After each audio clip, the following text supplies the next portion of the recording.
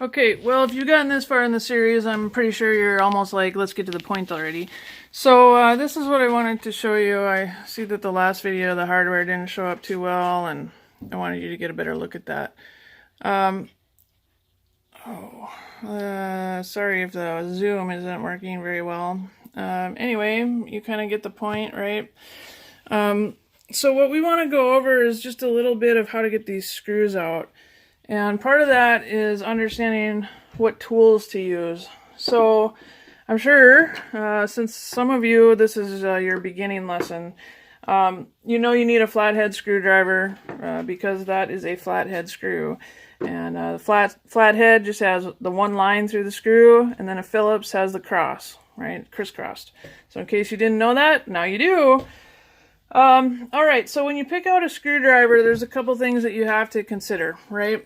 One, you have to think about how much room do you have to work, and that's an important thing to consider, because if you have a really long screwdriver, and I'm going to show you, in a long screwdriver you might not have room or the right angle to work at, and that can cause the screwdriver to slip, right? It might slip on the screw.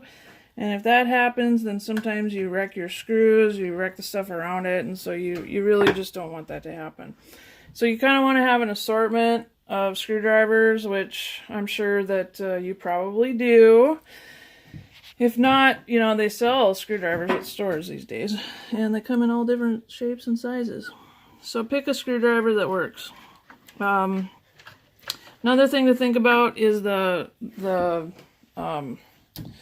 width of your screwdriver. So if it's pretty wide, then you might not be able to get into the flathead groove, and that's going to then be a problem for you as well. So just test out the heads on the screwdrivers and see if they fit well, and once you find one that works, then we're going to go to the next step. One other thing about these is that you want to make sure that you don't have a really wide head on your screwdriver, because if you do, sometimes you can't get down into the groove, and then the other problem is that you might scrape the surrounding material. So try to avoid those situations if you can.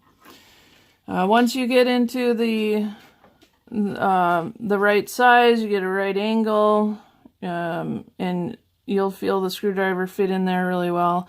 Give it a small turn. Make sure that you're trying not to record a video when you do this. And then go ahead and turn towards, well, counterclockwise, right? So that's left. Go towards your left.